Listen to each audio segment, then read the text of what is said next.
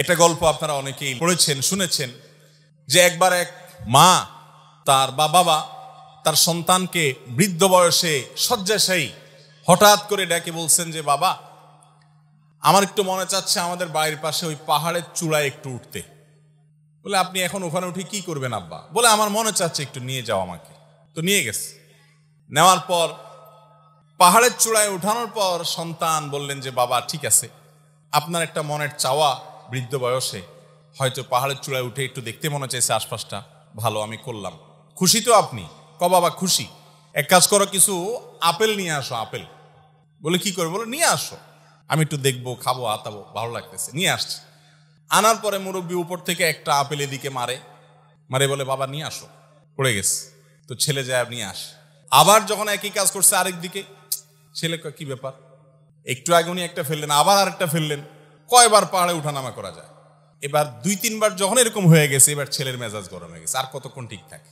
এবার বলে, আব্বা, আপনি কি আমার সাথে তামাশা শুরু করছেন? আমি বুঝলাম না, আপনি এক একবার এক এক দিকে আপেল মারেন আর আমারে বলেন নিয়ে আসতে, এটার মানেটা কি? আমি কি এত বেকার এবং এত এই অহেতুক কাজের মানেটা কি আপনি বলেন দেখি। সাধারণত আমরা যেরকম করি আর কি, মা বাবার সাথে এরকম করি উঠছে। তখন তার সে বাবা বা মা, তিনি বললেন যে, বাবা রে, আমার আসলে কোনো পাগলামি করার ইচ্ছা জাগে নেই, আমি তোকে একটু চেক করলাম যে ছোটবেলায় এই পাহাড়ের উপরে ওঠার পর তুই বল নিয়ে আসতি এবং সারাক্ষণ ফেলতি, ইচ্ছাকৃত ফেলতি, আর তোর বল কুড়ে আনতে আমার কোনো কষ্ট হইতো না, অনেক হাসির চোটে হাসি মুখে নিয়ে আসতাম, তোর সাথে মজা করতাম বরং বল নিয়ে এসে।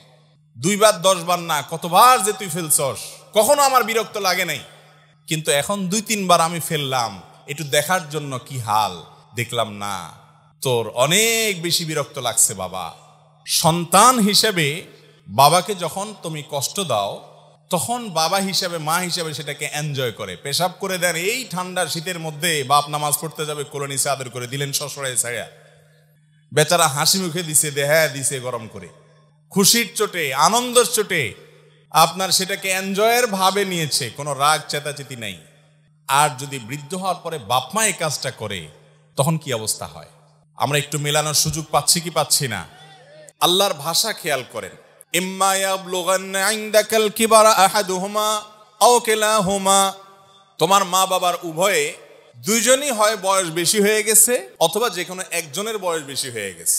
দেখেন, ফালা তাকুল লাহুমা উফফিন ওয়ালা তানহারহুমা, মা বাপকে ধমক দিয়ে কথা বলো না, উফ এটা বলো না, তাদের সামনে বিরক্তি প্রকাশ করো না যখন তাদের বার্ধক্য আসবে। আল্লাহ এই কথা কেন বললেন? বার্ধক্য আসার পর তাদের সাথে এই বেয়াদবি করো না, তার মানে জোয়ান বয়সে বাপের সাথে বেয়াদবি করলে অসুবিধা নাই। কি বলেন, মাফহুম মুখালাফ থেকে কি এটা বোঝা যায়? আল্লাহ বলছেন তোমার মা বাবা দুইজনেই অথবা দুইজনের কোনো একজন যখন বুড়ো হয়ে যাবে, বয়স বেশি হয়ে যাবে, তখন তাদের সাথে উপ বলিও না, ধমক দিয়ে বলিও না। তার মানে তো এটাই দাঁড়ায় যে জোয়ান বয়সে থাকলে তাহলে করা যাবে, কারণ আল্লাহ তো বলছে বার্ধক্য হলে করিও না। কি বলেন, জোয়ান বয়সে মা বাবার সাথে বেয়াদবি করা যাবে? আসলে এটা হলো কয়েদে ইহতেরাজি বলতে পারেন, কয়েদে ইত্তেফাকি বলতে পারেন। অর্থাৎ আল্লাহ রাব্বুল আলামিন মূলত বুঝাতে চাইছেন যে মা বাবার সাথে বেয়াদবি তো মানুষ বুড়াকালেই করে, মা বাপ যখন বয়স বেশি হয় তখনই তো কথাবার্তা ছেলের সাথে মেয়েদের সাথে অ্যাডজাস্ট হয় না। নতুন জেনারেশনের মানুষ, নিউ জেনারেশন, তারা অনেক আপডেটেড, অনেক কিছু বুঝে, 2 ইঞ্চি 2 লাইন বেশি বুঝে। বাপ বেচারা আগের যুগের মানুষ, চিন্তা সব পুরাতন, এই জন্য সব বলে যা ছেলের মাথায় ধরে না। বলি কি মুরব্বী, আব্বা বলি কি, আম্মা বলি কি, মাথায় ধরে না। তো এই টাইমটাতে সাধারণত মা বাবার সাথে বেয়াদবিটা বেশি হয়। জোয়ান বয়সের সাথে বেয়াদবি করলে তাপ্পড় খাবে, কারণ বাপের তখন শক্তি আছে, মার শক্তি আছে, কানটা মলে বাইর করে দিবে, ঠিক না? ঠিক। এই জন্য ওইটার কথা বলার দরকার হয় নাই। ওই টাইমে তো বেয়াদবি করার সাহসী পোলাপান পাবে না, কারণ কানটা মলে বাসার থেকে বাইর করে দিবে বেশি পণ্ডিতি করলে। বেয়াদবিটা সাধারণত কখন হয় ভাই? বৃদ্ধকালে। এবং সেটা কিরকম হয়? একই কথা বারবার বলবে, 2 বার 4 বার 6 বার। আরে বাবা বলছেন তো, কয়বার বলবেন এক কথা? হয় কি হয় না বলেন? আহা, আমাদের বিরক্ত লাগে, তাই না? আর আমরাই যখন ছোট ছিলাম, এই মা বাপ আমাদের এক কথা যখন 5 বার 10 বারও বলছি, ওইটাকে তারা মজার ছলে নিছেন, এনজয় করছেন, ঠিক না? ঠিক। কিন্তু আমি বৃদ্ধ হওয়ার পর, তিনি বৃদ্ধ হওয়ার পর আমার কাছে তার কথা বিরক্ত লাগতেছে। এই জন্য বললাম এটা পরীক্ষার বড় একটা জায়গা, অনেক বড় একটা জায়গা। অনেক ভালো ভালো মানুষ আমি জানি যারা ব্যক্তিগতভাবে অনেক আমলদার, তাহাজ্জুদ গুজার, অনেক ইবাদত গুজার, পরহেজগার, এই জায়গায় সে ফেল করে ফেলে, পাশ করতে পারে না।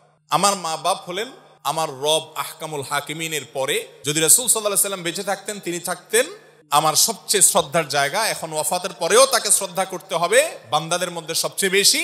আর তারপরে আমার শ্রদ্ধা, ভালোবাসা, ভক্তি, মহাব্বত, আমার আনুগত্য, আমার সকল কিছুর সবচেয়ে বড় ভাগ পাওয়ার হক হলো আমার মা বাবা।